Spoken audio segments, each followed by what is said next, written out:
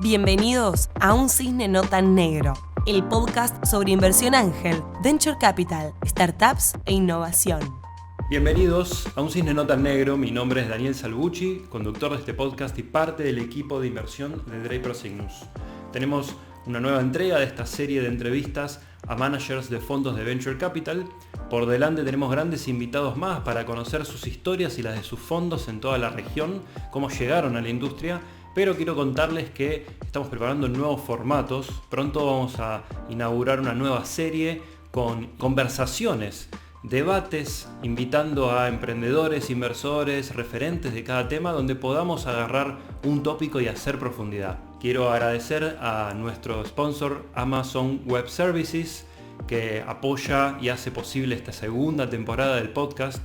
Amazon tiene su programa AWS Activate, que da acceso a emprendedores, a startups y a fondos a un programa con créditos gratis, acceso a especialistas y capacitación.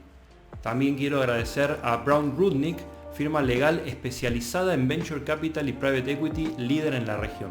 En Latinoamérica estamos convencidos de eso, así que hay una gran oportunidad. Después hay pocas cosas tan motivantes como estar rodeado de gente, de emprendedores que quieren cambiar el mundo, que tienen una energía increíble y que es algo que haría con un fondo, sin un fondo, ¿no? Seguir en contacto con ese tipo de personas, seguir involucrado en ese tipo de proyectos, son cosas que realmente creo que enriquecen mucho la experiencia de uno, te dan energía, ¿no? Es cuando uno se encuentra con estos emprendedores que logran contagiarte su entusiasmo, salís de la reunión contento. Y nuestro invitado de hoy es sin dudas el referente de Venture Capital en la región para todos los que estamos en la industria. Hernán Casá es cofundador y partner de Casec Ventures, el fondo que lidera la región y que ha sabido construir un portfolio increíble en los últimos 10 años con startups destacadas como Pedido Ya, Eventios y los unicornios Gympass, Nubank y Logi. Hernán, antes de Casec Ventures, cofundó junto a Marcos Galperín el icónico Mercado Libre, compañía que está a pasitos de valer 50 billions en el momento que estamos grabando este podcast. Así que háblenme de impacto. Sin más, los dejo con Diego y Hernán para conocer su historia. Hola, ¿qué tal? ¿Cómo están? Bienvenidos al podcast de Un Cisne No Tan Negro, de Draper Cygnus. Bueno, hoy tenemos un invitado súper especial para nosotros, un amigo, pero además uno de los VC más importantes de Latinoamérica, no solo por su tamaño, sino por la relevancia de lo que viene haciendo en los últimos años en el ecosistema latinoamericano. Así que, hola Hernán Casá, ¿cómo estás? Hola Diego, gracias por invitarme, un placer estar acá con vos. Bueno, muchísimas gracias.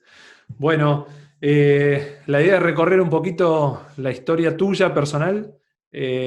Obviamente, inevitable mencionar a Mercado Libre como un hito importante en tu vida, pero la idea es que centremos la charla en Venture Capital y en Casec y un poco en el pasado, pero también en la visión hacia futuro. Así que, para arrancar, bueno, antes de charlar de Mercado Libre y de tu encuentro con Marcos Galperín, me gustaría que nos cuentes un poquito qué hacías antes de llegar a Stanford y de empezar con este proyecto. Brevemente, Diego, yo estudié economía en la UBA, la Universidad de Buenos Aires, y trabajé inicialmente más en el sector financiero como analista, ¿no? Haciendo un poco de análisis de evaluación de empresas, ese tipo de cosas.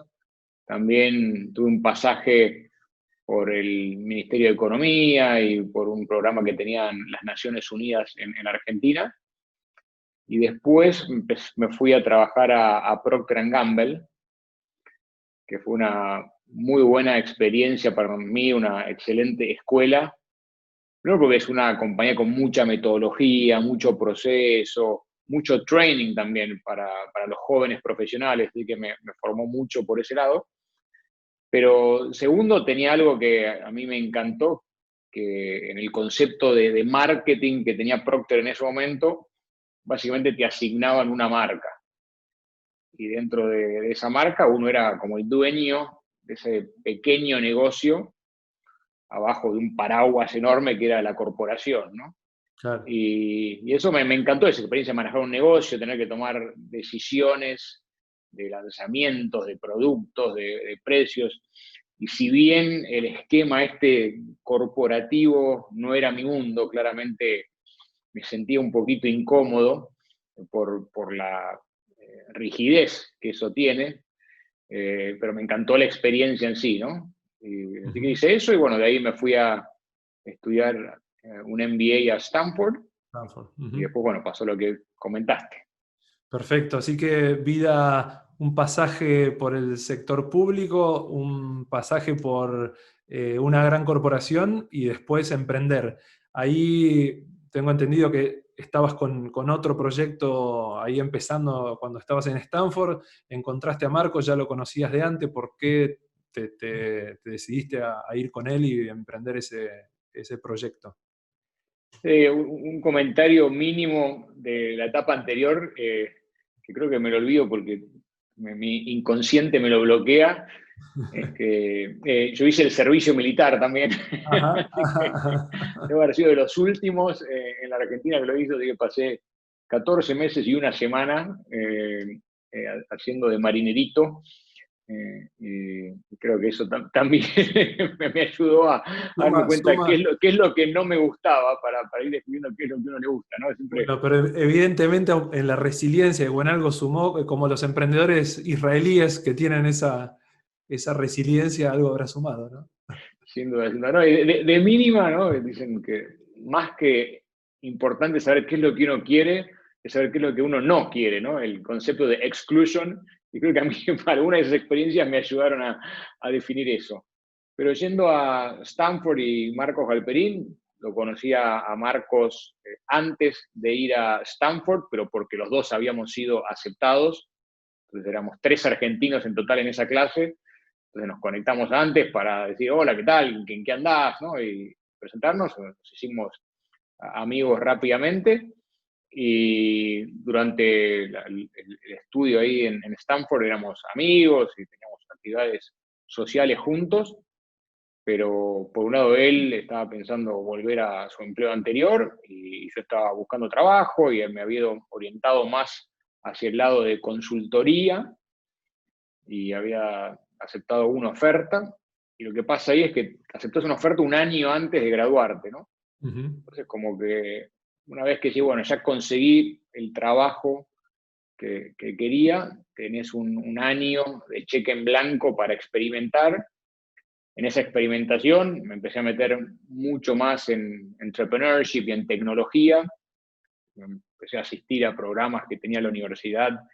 Me acuerdo que todos los martes a la noche había una cena con un emprendedor local, que podía ser alguien muy exitoso y bastante renombrado, o tal vez algún ex graduado que estaba peleándola todavía con alguna empresa chiquitita, ¿no? Y nada, me empecé a meter en ese mundo y así fue que terminé trabajando en un proyecto, medio como el CEO de ese proyecto, un proyecto que tenía la tecnología, tenía un founder, pero que no quería ser el CEO de la compañía, tenía inversores, y estaban buscando un CEO, así que dije, acá estoy, y me anoté, y mientras cursaba en Stanford, hacía eso.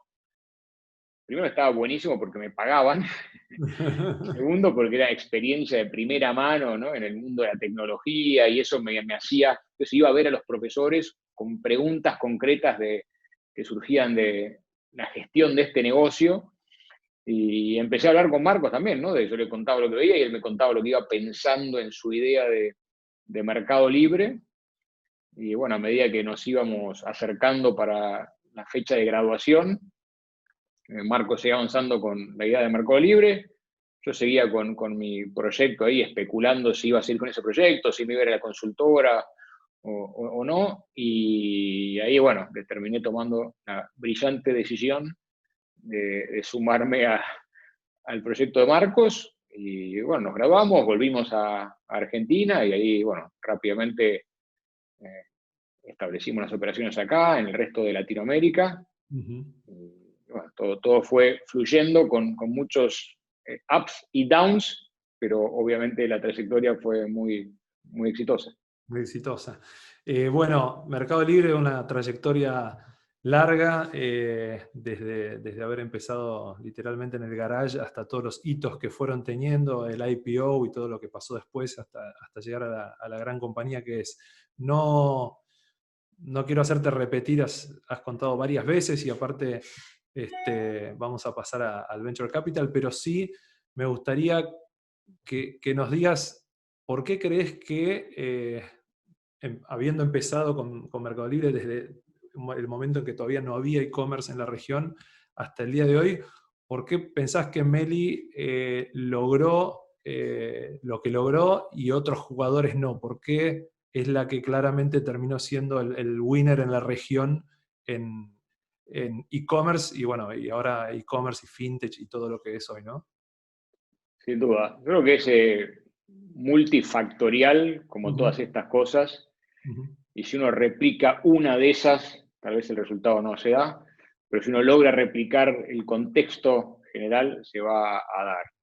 ¿Y cuáles son los componentes que yo creo que influyen ahí? El primero y principal diría el equipo y el liderazgo de Marcos también, obviamente.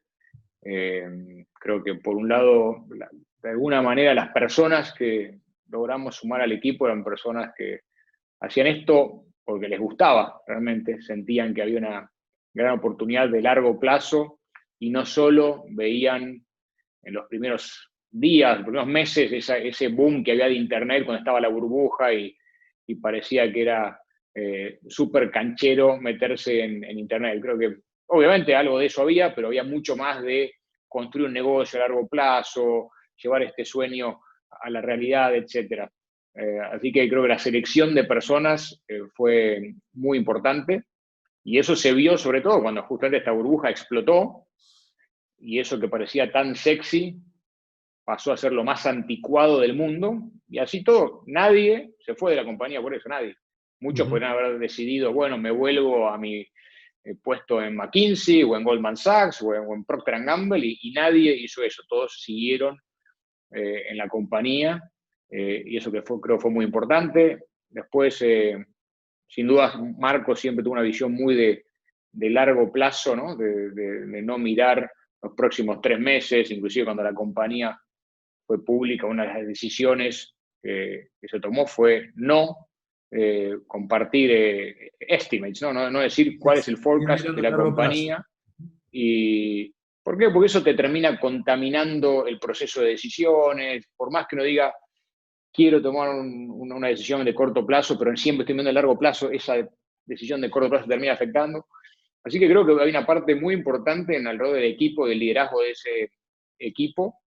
Creo que hay otro componente que es tratar de hacer que la ventaja, ¿no? En este negocio, al final del día, lo que trata de hacer, como dice Warren Buffett, es construir una ventaja competitiva sostenible, ¿no? Con construir un moat, como dice Warren Buffett, y Mercado Libre trató que ese moat, más allá, que en parte vino por la dinámica de los marketplaces, ¿no? Que más vendedores traen más compradores traen más vendedores, y una vez que esa rueda empieza a girar y se vuelve grande, ahí obviamente empezás a defenderte un poquito más del próximo que por ahí quiere empezar sin esa bola ya andando. Pero lo que sí la compañía conscientemente hizo es que colocó a la tecnología como el core de lo que quería desarrollar, ¿no? Y por ejemplo, si uno mira el caso de eBay, que era nuestra gran compañía admirada al comienzo, que realmente en esos primeros años era como si fuese hoy la combinación de Facebook, Google y Apple, ¿no? Era realmente la única compañía de tecnología súper exitosa, rentable. Podían haberse comprado Google si querían, de hecho tuvieron la chance y no lo hicieron. Pero la compañía se empezó a enfocar mucho más en marketing y en otros aspectos y mucho menos en tecnología. Y Mercado Libre no, decidió, tecnología es clave, tecnología es lo que te da escalabilidad, es lo único que no es tan fácil replicar cuando venga un competidor y tenga igual o más fondos que uno. Entonces creo que eso fue súper importante. Después, obviamente, la suerte siempre juega un poco a favor de uno. Nosotros levantamos nuestra última ronda de financiamiento cuando ya la burbuja había explotado. Entonces, por un lado, tuvimos la suerte y también la capacidad de haber levantado ese financiamiento, porque la mayoría de compañías no lo lograban. Pero al haberlo hecho después de que la burbuja explotó, nos dimos cuenta muy rápidamente que esta sobreabundancia de capital se iba a acabar y que ese capital que hemos conseguido había que cuidarlo mucho y había que pensar realmente en largo plazo. Como habíamos estudiado en la facultad, el capital volvía a ser un bien escaso. Y nuestros competidores, que creo que tenían tal vez otras falencias respecto a ese compromiso a largo plazo o respecto a esa visión de que la tecnología es el core del negocio, por otro lado, ellos habían levantado rondas antes. Entonces pensaban que, como si uno levanta una ronda y le va bien, y levanta otra ronda y le va bien, dice, yo voy a levantar una tercera, ¿no? Los seres humanos tenemos la tendencia a rápidamente generar una trayectoria cuando vemos 2 puntitos. Y bueno, ellos vieron esos 2 puntitos y dijeron, en la línea sigue así, y nosotros vimos un puntito acá y un puntito acá abajo, y dijimos, esto no sigue como pensábamos, y ellos de alguna manera no pudieron corregir el curso y como dicen, tal vez tomaron bien las primeras 2 curvas, pero la tercera no, y salieron de pista. Y Mercado Libre, un poco por toda esta capacidad de largo plazo, por este compromiso del equipo, más habiendo vivido esa situación difícil, tomamos bien esa curva y creo que después fue muy difícil para el resto alcanzarnos. Excelente, excelente.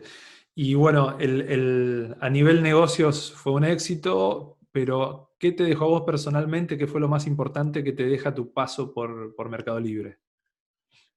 Primero y principal, diría mucho orgullo de haber sido parte de una historia tan exitosa. Ver que hoy, ya casi 9 años desde que me fui, la compañía vale casi 10 veces más de lo que valía cuando yo me fui, ¿no? Que claramente los cimientos han sido muy, muy sólidos y creo que sin duda tengo algo que ver en esos cimientos, ¿no?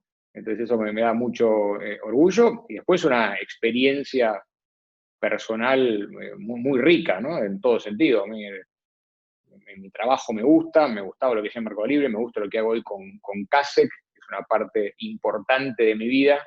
Siempre digo que esos conceptos de balance entre la vida y el trabajo, para mí el trabajo es parte de mi vida. O sea, si a mí me sacase el trabajo, mi vida es peor, soy más infeliz.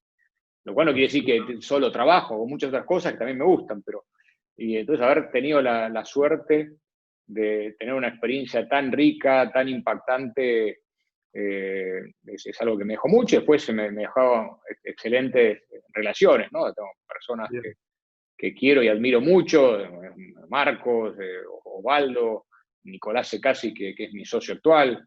Son todas relaciones que realmente se gestaron dentro del Mercado Libre.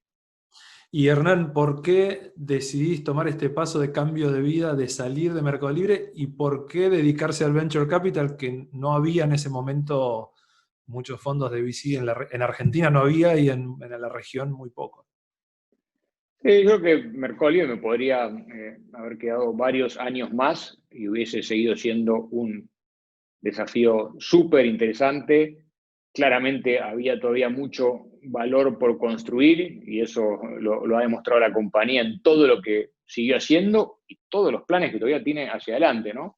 Así que seguía siendo un lugar súper atractivo y no me hubiese imaginado ir a otra empresa, a otra cosa que no fuese Mercado Libre, pero sí tenía ganas de empezar algo distinto, ¿no? Pues tenía un poquito añoreaba ese comienzo, ¿no? de Garage, pero creo que no tenía la energía para empezar una compañía de cero, cuando en los primeros años de Mercado Libre trabajábamos 25 horas por día, ¿no? Y a la vez, durante todo este periodo, claramente vi, por un lado, la falta de venture capital en la región. Siempre me pareció que había un desbalance entre buenas oportunidades y falta de capital. Queríamos tratar de corregir eso. Por otro lado, me parecía que nuestra experiencia era muy única porque nosotros habíamos tenido inversores en Mercado Libre, pero no eran ex operadores. Si uno va al Silicon Valley, la mitad de los VC son ex operadores, la mitad son VC, y ambos grupos tienen muy buenos inversores, no es que necesitas ser operador para ser un buen VC, no, hay otros que nunca fueron operadores y son muy buenos, pero nos parecía que no había no había ex operadores en la región y que podíamos tener una ventaja ahí, y el mundo de la tecnología, obviamente creíamos que iba a seguir avanzando mucho. El recorrido inicial de Mercado Libre nos mostraba ese potencial, pero sentíamos que estábamos bien al comienzo de una historia que podía ser muy larga y con mucho viento a favor. Todas las tendencias de tecnología que veíamos a nivel global creíamos que se iban a replicar en Latinoamérica, estábamos convencidos de eso, así que había una gran oportunidad. Después hay pocas cosas tan motivantes como estar rodeado de gente, de emprendedores que quieren cambiar el mundo, que tienen una energía increíble, y que es algo que haría con un fondo, sin un fondo, ¿no? Seguir en contacto con ese tipo de personas, seguir involucrado en ese tipo de proyectos, son cosas que realmente creo que enriquecen mucho la experiencia de uno, te dan energía, ¿no? Es cuando uno se encuentra con estos emprendedores que logran contagiarte su entusiasmo, salir de la reunión contento, con ganas de salir a correr, ¿no? Y creo que combinaba un montón de cosas que realmente los veía como un perfecto siguiente paso, y que es lo que realmente fue una buena decisión, porque estoy muy contento con lo que hacemos ahora. Absolutamente, absolutamente. Bueno, nada, el CASEC, yo siempre digo, es el Sequoia de Latinoamérica. Tenemos a este fondo que nace en Argentina, pero que es regional. Y justamente yendo a CASEC, describinos un poco qué es CASEC, qué hace CASEC. El fondo comenzó teniendo un scope más, si querés, de e-commerce y ese tipo de industrias, y ahora tiene un scope mucho más amplio. El stage, cómo fue cambiando. Describí desde 2011 hasta el día de hoy en algo cortito la historia de CASEC y qué hacen hoy. Perfecto, sí. CASEC Ventures lo empezamos con Nicolás Secasi en 2011. Nicolás era el CFO de Mercado Libre, con quien habíamos trabajado codo a codo junto con Marcos durante varios años, y alguien a quien respeto profesionalmente muchísimo, y aparte que le tengo un cariño infinito a nivel personal, así que era qué mejor que poder empezar otro negocio con otro amigo, ¿no? Así que compartíamos esta visión de la gran oportunidad que había en tecnología, la gran oportunidad que había en Venture Capital en Argentina, en Latinoamérica, y decidimos embarcarnos en eso. El scope fue siempre el mismo, siempre dijimos, vamos a ser regionales, vamos a hacer early stage, que era justamente la etapa donde nos parecía que más podíamos aportar y donde tal vez más había falta de capital. Early stage, desde seed a series B, obviamente eso termina siempre siendo un poco más enfocado en series A, y los sectores eran cualquier sector donde hubiese una buena oportunidad para crear un gran negocio con la tecnología jugando un rol importante en el desarrollo de ese negocio. Y lo que sucedió fue que al principio empezaron a aparecer más oportunidades en e-commerce, y después tal vez aparecieron más oportunidades en fintech. El portfolio no es tanto una decisión top-down de a dónde queremos invertir, sino más bottom-up, de dónde aparecen las oportunidades, a dónde están enfocándose los mejores emprendedores de la región. Y lo que sucedió es que al principio se enfocaron más en e-commerce, agarramos lo que está en e-commerce, y después empezaron a aparecer más en fintech o más en B2B, entonces fuimos tomando esas cosas. Obviamente, cuando uno arma un portafolio, trata de diversificarse. Entonces, sí, o sea, teníamos un portafolio nuestro, más o menos 20, 25 inversiones. Y ya teníamos 10 de e-commerce, obviamente estábamos que las siguientes 10, 12 no fuesen también de e-commerce. Pero dentro de eso, nosotros reaccionamos a los emprendedores. No es que vamos a buscar tal industria porque nos parece que tiene un cierto potencial, sino tal vez al día de mañana se nos cruza un emprendedor que nos parece extraordinario, nos cuenta de un proyecto en una categoría que no la teníamos ni en cuenta, y si ese emprendedor nos convence, invertimos ahí sin problema. Y también en caso contrario, por ahí, haciendo un poco nuestros trabajos de campo, identificamos alguna oportunidad en algún sector, nos parece acá la tecnología podría tener un rol importante, pero viendo eso no encontramos ningún emprendedor que nos convenza, no invertimos. No es que invertimos en el menos malo, ¿no? Sino que solo invertimos en aquellos que son buenísimos, casi que no importa dónde estén operando. Excelente, excelente. Y respecto de justamente del portfolio, eh, si tuviéramos que, o sea, obviamente hay compañías muy resonantes, sobre todo los unicornios que ahora ustedes tienen invertidos, algunos exits importantes. Preguntarte algún caso que por algo en especial del portfolio sea muy relevante para ustedes como para contarlo. Y después también el primer exit, que creo que para todo fondo es algo... Tengo entendido que en el caso de ustedes era Eventios. La verdad que no me acuerdo si fue 20 o fue pedido ya, alguno de esos, sí. Bueno, ¿cómo fue el primer exit? ¿Cómo fue ese momento? No sé, algún momento relevante dentro del portfolio, más allá de las compañías más conocidas que hay ahora, ¿no? Sí, en cuanto a una compañía más destacable, yo creo que hoy en día, sin duda, es Nubank. Uh-huh. Como bien dijiste, tenemos otras grandes compañías, como puede ser Quinto Andar, o Logi, o Gympass, o Creditas, o Technisys, o Madeira Madeira, o Kavak, o Notco. Tenemos, yo creo, varias compañías que creemos que van a ser parte de esta nueva generación de compañías líderes que están emergiendo en Latinoamérica, ¿no? Y que hopefully, así como surgió Mercado Libre y claramente estableció una categoría en sí misma, están viniendo estos que van a empezar a meterse en esas categorías también. Pero Nubank, pues por ahora la que más ha avanzado, es también la que más impacto ha tenido, y yo creo que desde Mercado Libre es la compañía más extraordinaria que ha surgido en la región.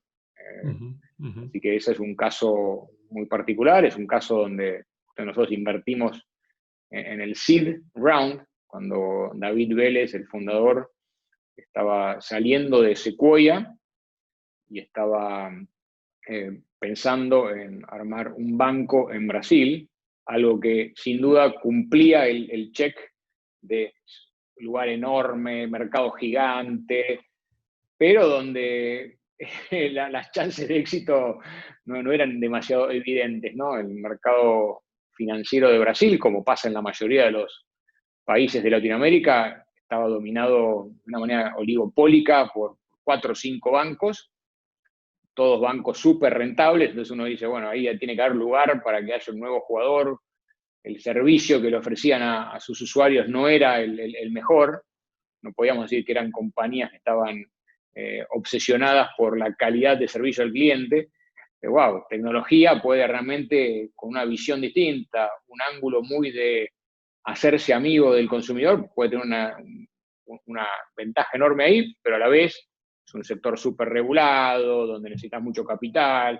Entonces no era tan evidente que Nubank pudiese tener éxito, pero bueno, claramente David y su equipo hicieron las cosas de manera extraordinariamente bien, por volver a usar esa palabra, y creemos que Nubank va a ser una de las grandes compañías que van a ser icónicas para la región. Respecto a salidas, nosotros tenemos un poco de la mala costumbre, o tal vez la buena costumbre, de siempre estar mirando para adelante, ¿no? Entonces, cuando las cosas pasan, tal vez estamos trabajando para eso, pero cuando pasan, no es que decimos, uy, qué bueno, mirá lo que pasó, lo logramos, sino que ya estamos pensando en el siguiente movimiento. Éramos un poco así en el Mercado Libre. O sea, decía, Mercado Libre hizo el IPO, qué fiesta que deben haber armado. No hubo ninguna fiesta de nada. El otro día todos cerraron la ronda y no sé qué. No, o sea, lo bueno quiere decir que no festejamos, ya, no sé, las fiestas de fin de año de Mercado Libre eran buenísimas. Lástima que no me invitan más, pero pero no, siempre estamos viendo allí. Entonces digo, no me acuerdo, o sea, obviamente Eventia fue una buena venta y muy contentos de que haya sido un caso exitoso. El caso de Pedido Ya más aún todavía, ¿no? Realmente, aparte después de que nosotros la vendimos, la compañía también siguió creciendo de una manera increíble. Sigo en contacto con los tres fundadores, con Ariel, Álvaro y Rubén, y me alegro mucho por el éxito que siguieron teniendo después de nuestro paso por la compañía. Pero lo importante, tal vez no me acuerdo tanto puntualmente de este caso o aquel caso, pero como bien decís, era importante probar que el modelo giraba, ¿no? Validar. Porque cuando nosotros salimos a levantar nuestro primer fondo, que habíamos dicho hagámoslo más chico, con nuestro propio capital, y después tomó un poquito más de tracción y acabaron sumándose más inversores externos. Un poco la típica pregunta que nos hacían era, pero hay una oportunidad, hay un mercado, ¿quién va a comprar las compañías de ustedes? Y ahí la visión era como, había dos ángulos, ¿no? Una es, está este terreno fértil, mira, nadie hizo nada, así que definitivamente, o sea, vamos a entrar ahí, a agarrar las mejores propiedades, y ahí vamos a plantar y van a surgir los mejores árboles, y está todo listo para que nos hagamos un lindo picnic. O la otra visión de decir, si uno cree en que los mercados son perfectos y nunca emergió nada, debe ser porque en Por esa algo no tierra hay no hay nada nadie. fértil, no hay nada fértil, ¿no? Por Y algo no hay entonces nadie. nosotros obviamente creíamos que era lo primero, que había tierra muy fértil, pero que nadie la había labrado, y otros decían, no, si el mercado no te genera esas compañías aún, quiere decir que esa oportunidad no existe. Por suerte fue más lo segundo, o sea, más esto de que había tierra fértil, pero como decís, era importante probar que el modelo empezó a funcionar. A funcionar, excelente. Y hablando de tierra fértil, ustedes empezaron cuando el ecosistema era mucho más maduro que ahora, por supuesto, y son un fondo Mucho más realmente inmaduro. inmaduro, perdón. Ustedes comenzaron cuando este ecosistema era un ecosistema mucho más inmaduro, y siendo un fondo regional donde realmente tienen presencia en toda la región, ¿cómo ves hoy ese ecosistema LATAM? ¿Cómo ves cada uno de los países? Obviamente Brasil, México, Argentina, los países más grandes, si querés, pero el resto de los países que vienen atrás, ¿cómo lo ves hoy? Obviamente el ecosistema más grande es el brasilero, por un lado porque es la economía más grande, entonces eso es lógico, pero por otro lado también ese ecosistema, a partir del famoso fenómeno de los BRICS, ¿no? Cuando Goldman Sachs dice, bueno, el futuro del mundo va a estar en Brasil, Rusia, India, China y Sudáfrica, eso generó un aluvión de inversiones y de atención sobre esos mercados, y Brasil se benefició mucho de eso, ¿no? Uh-huh. Porque trajo capital, trajo instituciones, trajo talento. Había brasileños que estaban desperdigados por el mundo y dijeron, vuelvo a mi país a empezar compañías porque creo en ese futuro brillante que va a tener mi país. También había extranjeros que decían, ¿dónde puedo empezar un negocio nuevo? Y miraban el mundo y decían, ¿dónde hay oportunidades? Y muchos aventureros decidieron ir a Brasil. Así que ahí eso fue generando un tejido que se empezó a generar eso en 2009, y se fue consolidando con más fuerza en 2010, 11, 12, 13, que hizo que ese ecosistema se enriquezca mucho. Y una vez que el ecosistema empieza a funcionar, ¿no?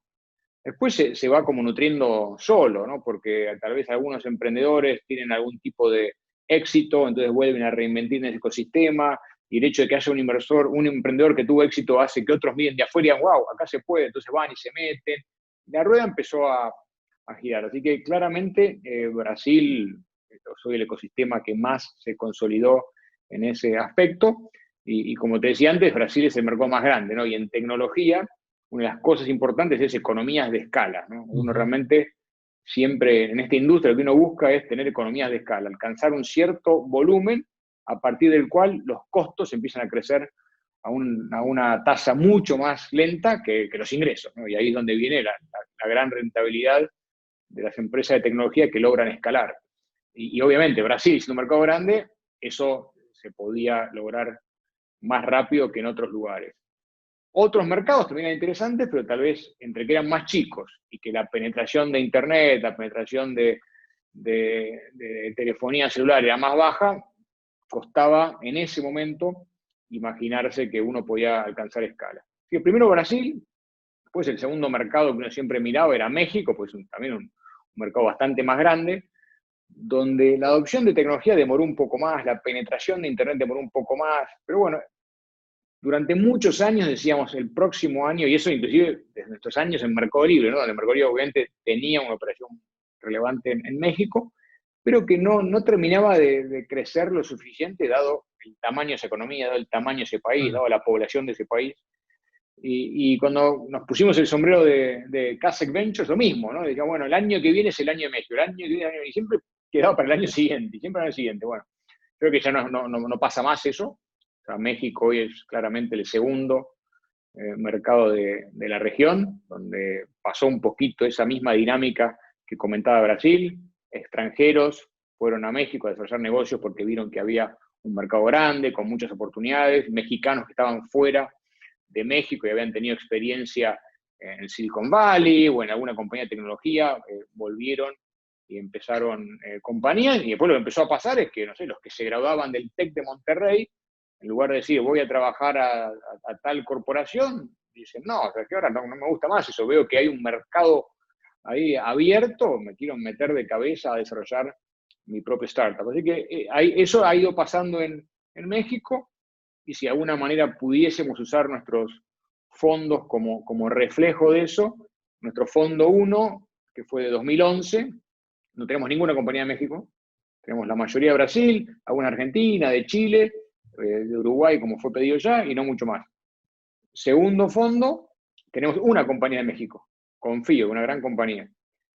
Tercer fondo, tenemos como 4 o 5 compañías de México, y ahora estamos invirtiendo en el cuarto fondo, debemos tener también otras ya 3 o 4 compañías, ¿no? Ese último portfolio todavía lo estamos formando, pero ya tenemos compañías. Así que ahí claramente tenemos Brasil número 1, México número 2, Colombia fue emergiendo mucho, el fenómeno de Rappi ayudó mucho a ese mercado, pero igual era un mercado que tenía buen talento. La verdad que Colombia es un país donde hay buenos ingenieros, hay buenos profesionales, ya venía de alguna manera posicionándose, el factor Rappi aceleró un poco eso y se está volviendo también en un mercado muy interesante. Después, bueno, Argentina hace 20 años era el mercado de tecnología, un mercado muy chiquito, ¿no? Porque era todo muy chiquito, pero dentro de todo muy chiquito, el menos chiquito era Buenos Aires y Argentina. Obviamente ha crecido menos que el resto, y hoy diría que es entre el tercer y cuarto mercado probablemente. Y después Chile, Perú, todos esos mercados van a ir desarrollándose bien, porque, como te decía antes, hace unos años, cuando uno tenía penetración de Internet de 10%, o inclusive hace no tanto, cuando teníamos penetración de 4G de 10%, esos mercados eran chicos. Hoy casi todos esos mercados están llegando a penetración de 4G del 90%, y pronto tendrán 5G. Y entonces, casi cualquiera de esos mercados puede producir el tipo de economías de escala que se necesita en un negocio tecnológico para tener una empresa rentable. Entonces, estamos viendo, así, de nuevo, pasando de eventualmente serán los Panamás, ¿no? Seguro, seguro, seguro. Los países más chicos que van surgiendo y se van desarrollando. ¿Y hacia dónde pensás que va la región en general, sobre todo ahora que, bueno, con COVID cambia el mundo, las startups empiezan a ser más relevantes, va a haber una explosión de startups, la digitalización, o no va a ser tan así, volveremos medio a la normalidad y vamos a seguir con un camino como el que veníamos teniendo, que era de crecimiento en Latinoamérica, claramente, pero se acelera mucho, ¿no? ¿Cómo lo ves? Yo creo que a nivel macroeconómico, ¿no? Esto va a ser un periodo doloroso para toda la región. Obviamente uno ve lo que está pasando, por ejemplo, en Estados Unidos con la Reserva Federal y empuje fiscal, pero algo que nunca, históricos, ¿no? Que nunca tuvimos estos niveles de apoyo. Países de Latinoamérica tienen recursos mucho más escasos, entonces no pueden hacer nada parecido, pero sin duda van a ser este año y yo creo que el año que viene van a ser difíciles a nivel macroeconómico. Ujú. Y eso termina impactando a nivel general en todo. Pero yo creo que prueba el caso este de que la tecnología va a tener impacto, etcétera, de manera contundente. Lo que está sucediendo es una aceleración hacia la digitalización. Los negocios que no tenían nada digital hoy le están pasando mucho peor. Los negocios que se habían adaptado antes, los mercados libres, hoy están teniendo ventas récords y los shopping malls están cerrados, ¿no? Y son dos extremos. Seguramente en un mundo dentro de 2 años va a haber shopping malls, pero yo creo que el porcentaje de e-commerce dentro del total de retail va a ser mucho más alto. Y lo mismo con los bancos, ¿no? Los Nubank de este mundo siguen operando de una manera natural, porque es todo digital. Y hoy las sucursales de bancos no están cerradas, pero casi. Y aparte, si no están cerradas, uno no quiere meterse ahí porque tengo miedo de. Creo que esto está haciendo que la gente descubra los beneficios de operar de manera remota, de manera digital, etcétera, y va a ser difícil que después sus usuarios vuelvan al 100% a una sucursal física, ¿no? Y lo mismo pasa en educación, ¿no? Mis hijas están haciendo clases a distancia, algo que parecía inimaginable, de manera totalmente natural. Los profesores se fueron adaptando y fueron aprendiendo, y hoy fluye y aprenden, y hay cosas que inclusive probablemente sean más eficientes que con el modelo anterior. Lo mismo sucede con medicina, ¿no? Medicina era un área donde yo siempre decía que la tecnología ha tenido mucho impacto en lo que es diagnóstico, en lo que es tratamiento, ¿no? Las cosas que hoy se logran en medicina gracias a la ciencia y a la tecnología son increíbles, pero el management y esta relación médico-paciente había cambiado muy poco, muy poco. Y tenía una oportunidad enorme ahí, y nadie se animaba porque los médicos decían, no, si funciona así, ¿por qué cambiarlo? Y las autoridades que regulan la salud decían, no, es muy arriesgado. Y un día por otro dijeron, o lo cambiamos o no atendemos pacientes. Entonces, eso sucedió, y en muchos países han aprobado telemedicina, por ejemplo, que durante años hacía todo el sentido del mundo, pero por miedo, por desconocimiento, por ser un poco conservadores, no se habían animado a avanzar por ahí. Hoy lo están haciendo. Tengo un amigo que es médico, y en el pasado yo le decía, ¿por qué no haces telemedicina? Y no sé qué. Me dice, no, es imposible, yo tengo que ver al paciente, tengo que tocarlo, tengo que. Y obviamente está haciendo telemedicina.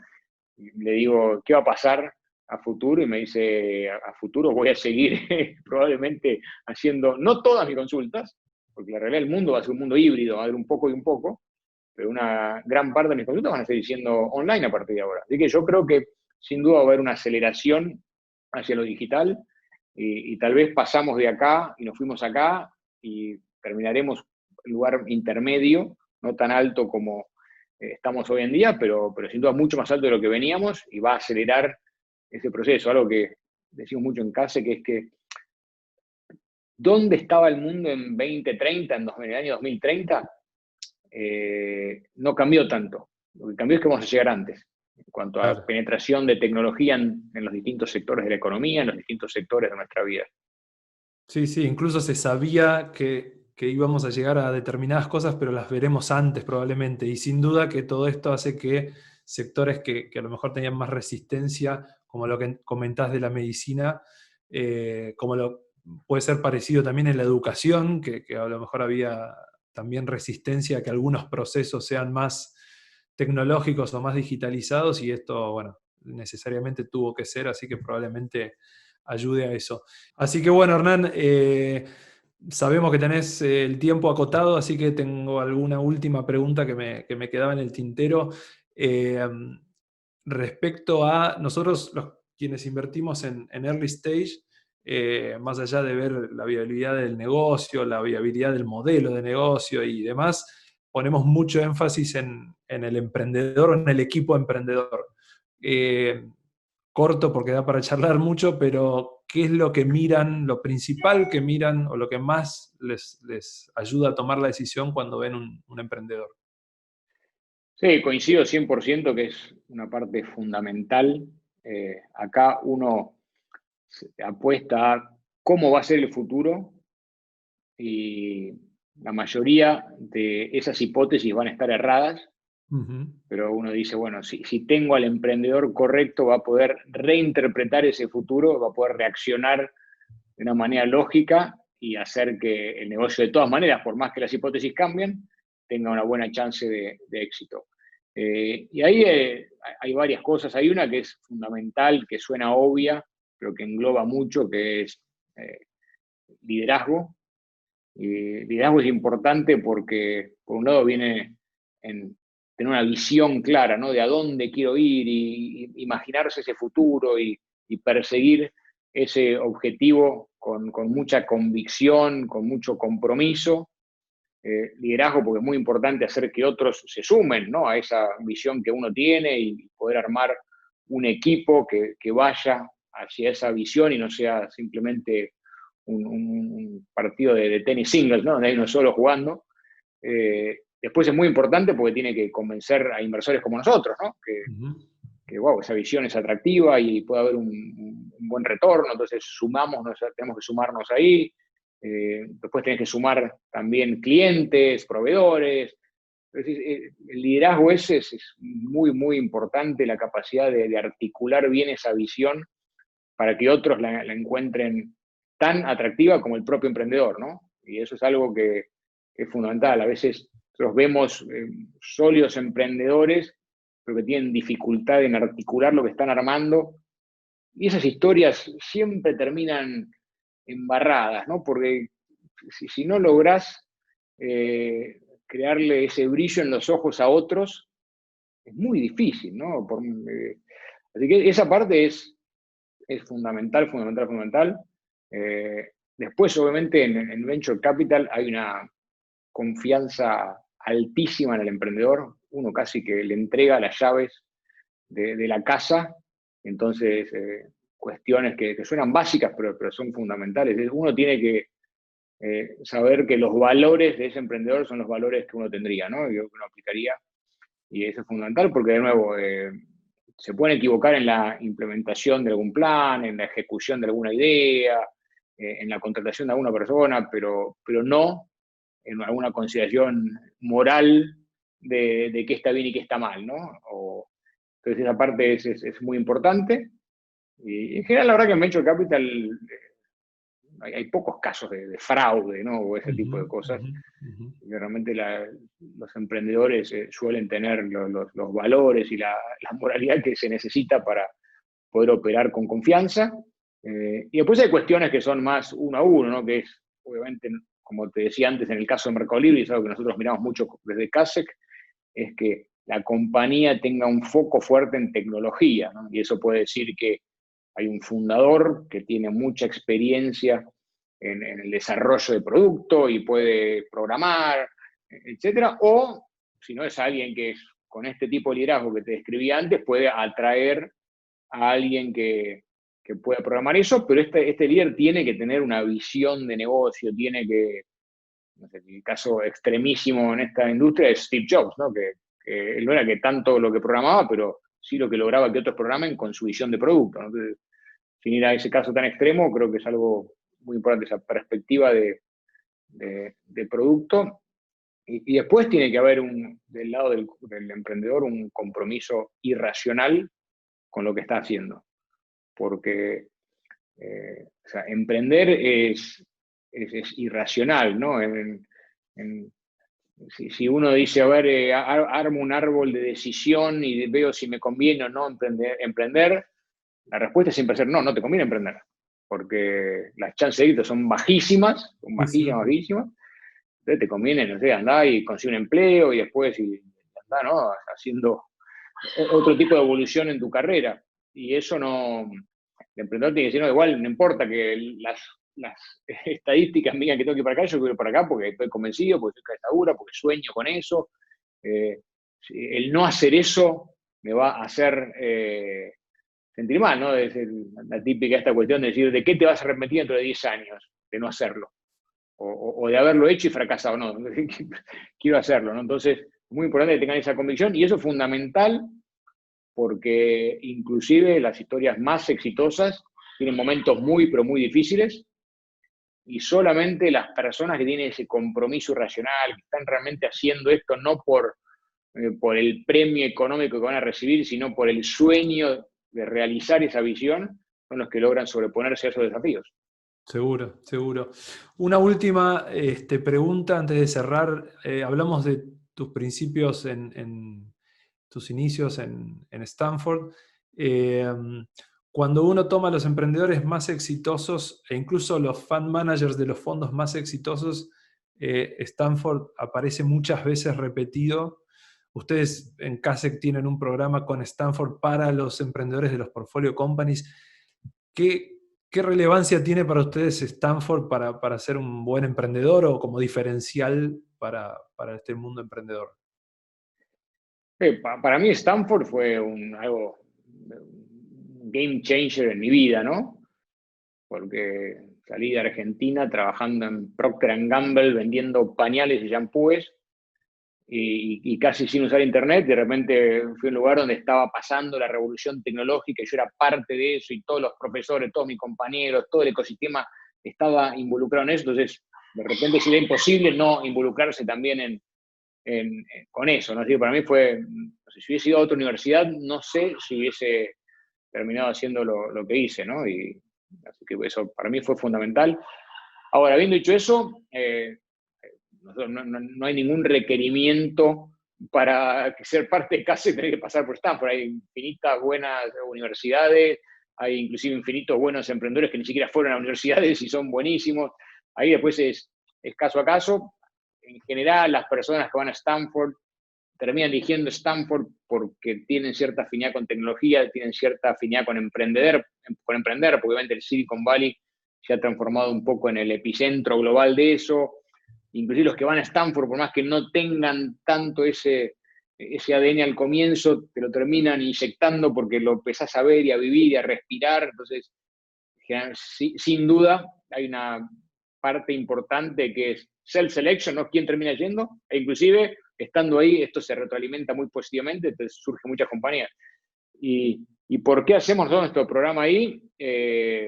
Porque está buenísimo, hay buenos profesores, genera un poquito esta conexión de emprendedores con ese espíritu del Silicon Valley, que algunos tal vez lo tienen, porque inclusive, como bien dijiste, son graduados de Stanford, que ya lo vivieron en persona, otros tal vez son graduados de otras universidades, pero han tenido experiencia en ese mundo, otros no. Y está bueno mostrarles eso, pero también lo hacemos porque nos encanta ir y tener una buena excusa para imaginarnos que somos de nuevo estudiantes ahí, por lo menos por una semana. Volver a las aulas por una semana. Bueno, fantástico, Hernán. Muchísimas gracias por tu tiempo, por tu generosidad de siempre con nosotros. La verdad que me parece espectacular que podamos compartir con todo lo que nos escuchan todo este camino que han hecho ustedes, que la verdad que es admirable desde todo punto de vista. Y bueno, ojalá que tengamos más CASEC en Latinoamérica. Y si salen de Argentina, mejor, ¿no? Tenemos nuestro corazón argentino. Así que muchísimas gracias, Hernán, por esta entrevista. Un placer, Diego. Un millón de gracias por la invitación y saludos a todos.